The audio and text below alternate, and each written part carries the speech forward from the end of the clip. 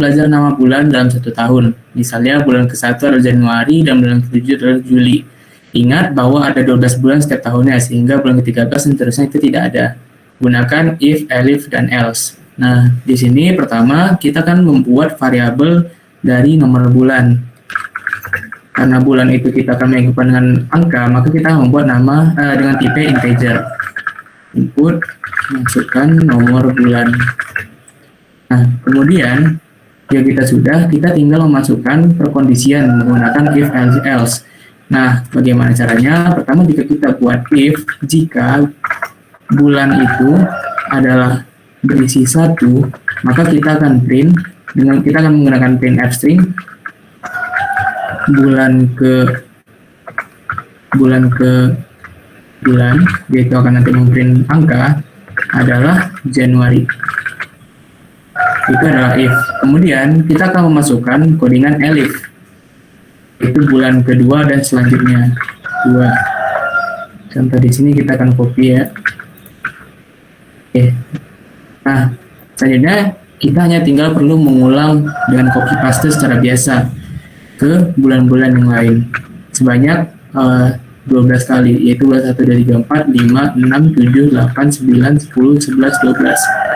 Kemudian kita ubah bulan ketiga, bulan keempat, bulan kelima, keenam, 7, sampai ke 12. 9, 10, 11, dan 12. Kemudian jangan lupa juga kita mengubah nama bulannya, Februari sampai Desember.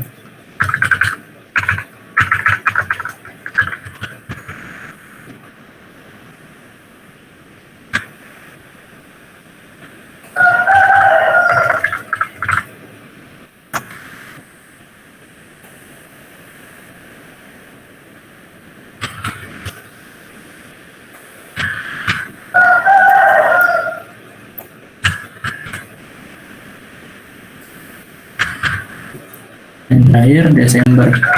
Nah, di sini jangan lupa juga diingatkan pada soal bahwa bulan hanya ada 12 dan selain dari sampai bulan ke-12 itu tidak ada. Sehingga kita juga perlu menuliskan else. Jadi jika ada selain dari 1 sampai 12, maka kita akan print keterangan bahwa itu tidak ada. Contohnya inputan salah. Nah, kemudian kita akan coba run. Nah, kemudian kita masukkan nomor bulan. Contohnya di sini kita masukkan bulan ke-7. Maka akan ketahuan bahwa bulan ke-7 adalah bulan Juli. Kemudian contoh lain, jika kita memasukkan bulan yang salah, misal bulan ke-13, maka kita akan diberitahu bahwa inputan salah. Itu adalah contoh dari soal TP nomor 1. Kemudian kita akan masuk ke soal TP nomor 2. Di sini soal TP nomor 2, tahun ini Michael resmi menjadi anak TK. Ia masih kesulitan belajar aritmatika pertambahan dan pengurangan. Betullah Michael agar bisa menyelesaikan tugas operasi aritmatikanya. Michael membutuhkan sebuah kalkulator sederhana yang bisa melakukan operasi pertambahan dan pengurangan. Kalkulator harus memasukkan 2 input bilangan dan 1 input operator dari penggunanya. Jangan lupa berikan penanganan apabila pengguna memasukkan operator yang tidak tersedia di kalkulator ini. Dengan catatan, gunakan match case. Nah, di sini kita bisa langsung saja membuat sebuah variabel. Di sini di soal juga diketahui bahwa kita perlu mengirimkan 2 bilangan dan 1 input operator. Baiklah, kita akan buat bilangan satunya. Bilangan satunya berupa bilangan, berarti kita harus tipenya integer. Kita buat integer dan kita buat dalam mode input. Masukkan bilangan 1. Baiklah, kemudian kedua kita akan menentukan operator yang akan kita gunakan. Karena kita bentuk string, maka kita bisa membuat langsung input. Masukkan operasi. Di sini diketahui bahwa operasinya itu hanya ada tambah atau pengurangan. Kemudian terakhir kita akan masukkan bilangan kedua dalam bentuk integer.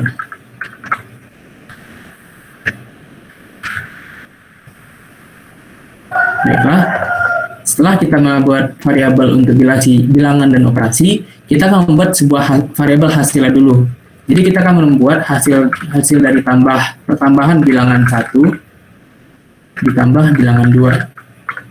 Kemudian kita juga akan membuat hasil dari pengurangan dari bilangan 1 dan bilangan 2. Sehingga kita juga sudah punya variabel untuk hasil dari aritmatika pertambahan atau pengurangan. Sekarang kita hanya akan perlu mencocokkan dan melakukan match case. Pertama kita akan match si operasi, kita akan menjatuhkan operasi. Nah, jika case-nya itu adalah tanda tambah, maka kita akan membuat sebuah print di mana dia menampilkan hasil dari pertambahan dari bilangan 1 dan bilangan 2. Hasil operasi bilangan 1 ditambah bilangan 2 adalah sama dengan H plus. Nah, itu adalah cara dari hasil case tambah. Kemudian kita akan membuat case dari jika dia adalah pengurangan. Kita juga bisa copy, kita ubah di sini jadi kurang, dan variabel sini kita ubah jadi variabel yang sudah kita buat sebagai hasil minus. Nah, terakhir jangan lupa kita buat case secara default dengan cara underscore plus titik 2. Ini berfungsi jika kita menginputkan operasi yang salah selain tambah atau bilang, maka program tidak akan program bisa memberikan print atau operasi yang diberitahu. Tentunya operasi tidak tersedia. Nah, jika kita coba, pertama kita kan diminta masukkan bilangan pertama. Contohnya kita meminta 10, kemudian masukkan operasi pengurangan, dan kita masukkan bilangan kedua 8. Sehingga kita mendapat hasil bahwa 10 kurang 8 sama dengan 2. Contoh lainnya, jika kita masukkan 10 dan match case-nya itu berbeda, misal bintang, dan kita masukkan angka 2, maka terminal memberitahu bahwa operasi tidak tersedia. Baiklah, sampai sini apakah ada pertanyaan untuk TP1 dan TP2?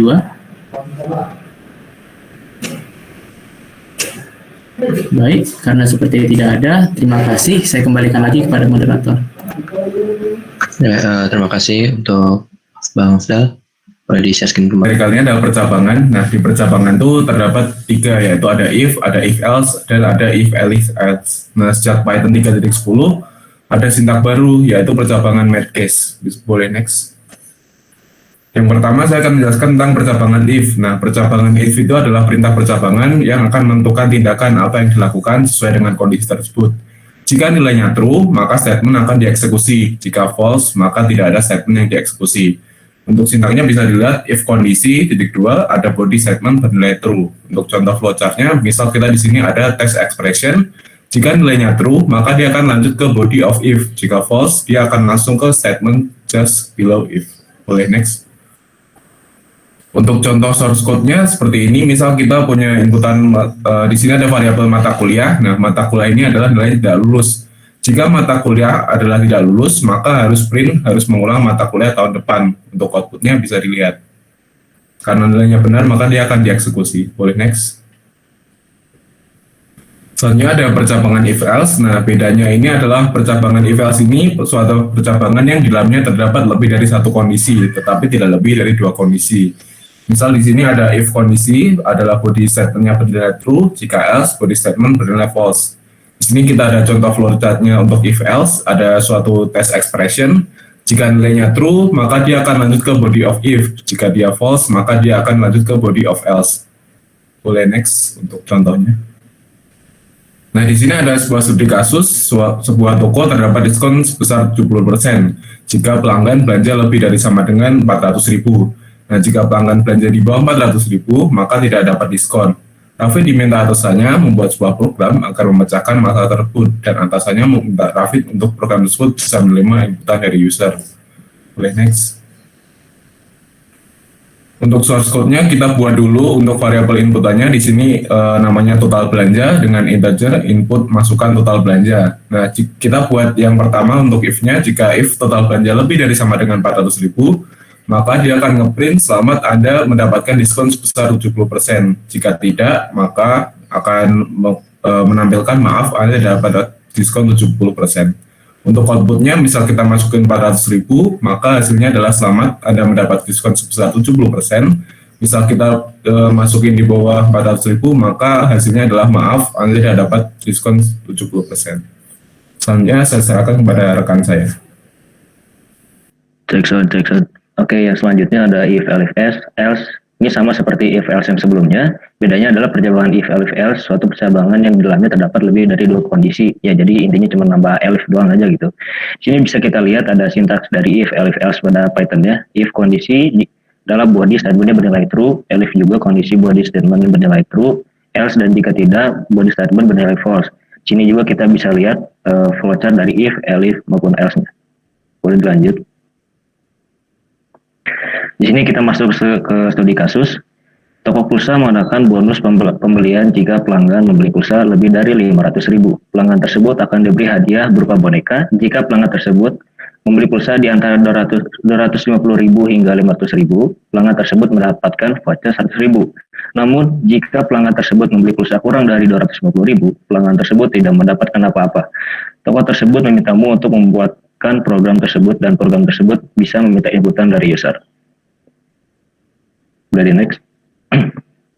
Di sini ada source code-nya. Kita buat dulu variabelnya namanya input pulsa, terus tipe datanya integer. Terus kita input, masukkan nominal pulsa yang ingin Anda beli. Nah, kalau misalkan pulsanya lebih dari 500.000 yang kayak tadi, kita print nanti selambat Anda mendapatkan boneka. Nah, elif input pulsa lebih dari 250.000 dan input pulsanya kurang dari 500.000, maka ia akan mendapatkan voucher senilai 100.000. Nah, jika tidak kedua-duanya, maka dia akan nge-print, mohon maaf, kamu tidak mendapatkan hadiah. Berikut ada output yang bisa kita lihat di sini. Mungkin bisa di next. Oke. Selanjutnya adalah percabangan bersarang. Percabangan bersarang atau nestatif adalah sebuah konsep dalam pemrograman yang memungkinkan untuk membuat percabangan di dalam suatu percabangan. Kemarin percabangan ini akan berguna ketika kita ingin memeriksa suatu kondisi lain jika dan hanya jika kejadian lain bernilai true. Bisa next. Nah, di sini kurang lebih sintaks nestatif pada Python. If kondisi ke-1 bernilai true, maka akan berlanjut ke kondisi yang A. Body statement true, tapi jika di dalamnya itu tidak bersifat true, maka akan lanjut ke yang else. Namun apabila tidak kondisi 1 tidak bernilai true, maka akan dilempar ke kondisi yang kedua. Dan jika tidak kondisi kedua itu tidak bernilai true, maka akan dilempar ke kondisi yang else. Untuk contoh flowchartnya bisa dilihat di samping, yaitu test expression. Jika false, maka akan dilempar ke nested expression yang lain. Jika true, nanti akan dilempar ke body of it. Oke, bisa di next. Oke, di sini ada studi kasusnya. Buatkanlah sebuah program pembelian baju dan celana. Pada awal program, user memilih apakah dia ingin membeli baju atau celana. Jika user membeli baju lebih dari sama dengan 3, dia akan mendapatkan diskon sebesar 20%. Dan jika user membeli baju kurang dari 3, ia tidak mendapatkan diskon tersebut. Jika user membeli celana lebih dari sama dengan 4, dia akan mendapatkan diskon sebesar 40%. Dan jika user membeli celana kurang dari 4, dia tidak akan mendapatkan diskon tersebut. Bisa next. Nah, kurang lebih seharusnya seperti ini. Pertama, kita print dulu list barangnya, baju dan celana, lalu akan meminta inputan dari user, yaitu masukkan pilihanmu sesuai dengan kode barangnya, itu 1 untuk baju dan 2 untuk celana. Lalu jika user memilih 1, yaitu baju, nah nanti si user ditanya lagi jumlah barangnya mau dibeli berapa. Jika barang yang dibeli itu lebih dari sama dengan 3, maka pembeli akan mendapatkan diskon sebesar 20%. Namun jika kurang dari sama dengan 3, maka program akan memprint, mohon maaf, kamu tidak mendapatkan diskon sebesar 20%. Begitu juga untuk user input untuk yang celana. Nanti akan diminta lagi user input berapa jumlah celana yang ingin dibeli. Jika celana yang dibeli itu lebih dari sama dengan 4, maka pembeli akan mendapatkan diskon sebesar 40%. Namun jika yang dibeli user itu kurang dari 4, maka program akan men-print, mohon maaf, kamu tidak mendapatkan diskon sebesar 20%. Namun jika nanti usernya salah melakukan input, misalkan nanti yang diinput adalah angka nomor 3, maka yang akan di-print adalah inputanmu salah. Di next. Nah, outputnya kurang lebih seperti ini, seperti yang sudah dijelaskan tadi. Bisa next. Oke, selanjutnya saya serahkan ke aspek yang lain. Oke, yang selanjutnya adalah match case. Match case adalah bentuk dari switch case di bahasa pemrograman lain yang sekarang sudah tersedia di Python. Match case berfungsi untuk mengeksekusi statement dari berbagai kondisi. Seperti artinya, match case berarti akan mencocokkan atau match berdasarkan kasusnya, yaitu case. Apabila case-nya menghasilkan true, maka blok kode akan dieksekusi. Jadi, match case adalah bentuk lain dari percabangan menggunakan if-else. Match case ini terdiri dari dua bagian, yaitu match yang merupakan ekspresi atau nama variabel yang akan diperiksa, serta case yang merupakan nilai yang akan diperiksa. Dan di sini juga ada underscore, menandakan bahwa statement akan dijalankan apabila tidak ada lagi kondisi yang terpenuhi. Next. Ya, contoh sintaks match case pada Python seperti ini. Kita lihat ada match berisi nama variabel, kemudian di sini ada case yang berisi nilai 1, dan ini ada statementnya blok kode yang akan dijalankan apabila nama underscore variabel sama dengan nilai underscore 1. Dan selanjutnya ada case nilai underscore 2. Dan di sini berisi statement kode blok yang akan dijalankan apabila nama underscore variabel itu sama dengan nilai underscore 2. Yang terakhir di sini ada case underscore, di mana statement ini berisi blok kode yang akan dijalankan apabila tidak ada kondisi di atas yang terpenuhi. Next. Nah, di sini ada flowchart, bentuk flowchart dari match case. Kita lihat di sini ada test case 1. Apabila bernilai yes, maka akan lanjut ke statement 1. Apabila no, maka lanjut ke test case 2. Dan di test case 2 pun di sini apabila yes lanjut ke statement 2, apabila no kita akan lanjut ke body of default atau underscore. Next. Oke, di sini ada studi kasusnya. Faris adalah sekretaris baru di Dashboard Laboratory. Dashboard Laboratory mempunyai agenda olahraga bersama tiap sore dari hari Senin sampai Jumat untuk para anggotanya. Berikut merupakan agenda olahraga Dashboard Laboratory, di mana Senin ada futsal, Selasa badminton, Rabu tenis meja, Kamis voli, dan Jumat senam. Faris diberikan tugas untuk membuat program yang dapat mencetak agenda rapat berdasarkan harinya. Bantulah Faris untuk membuat program tersebut menggunakan match case. Untuk source code-nya seperti ini, kita pertama membuat variabel hari berisi inputan, masukkan nama hari. Dan selanjutnya kita membuat match case di sini, di mana match hari berisi case Senin. Apabila itu Senin, maka akan ngeprint agenda hari Senin adalah futsal. Begitupun selanjutnya Selasa, Rabu, Kamis, Jumat, dan apabila tidak terpenuhi atau underscore, maka print olahraga hanya ada di hari Senin sampai dengan Jumat. Next. Untuk outputnya seperti ini, apabila contoh kita masukkan nama hari Selasa, maka outputnya ngeprint agenda hari Selasa adalah badminton. Apabila kita masukkan nama hari Sabtu, karena tadi Senin sampai Jumat doang, di sini outputnya olahraga hanya ada di hari Senin sampai dengan Jumat. Oke, saya lanjutkan ke teman saya.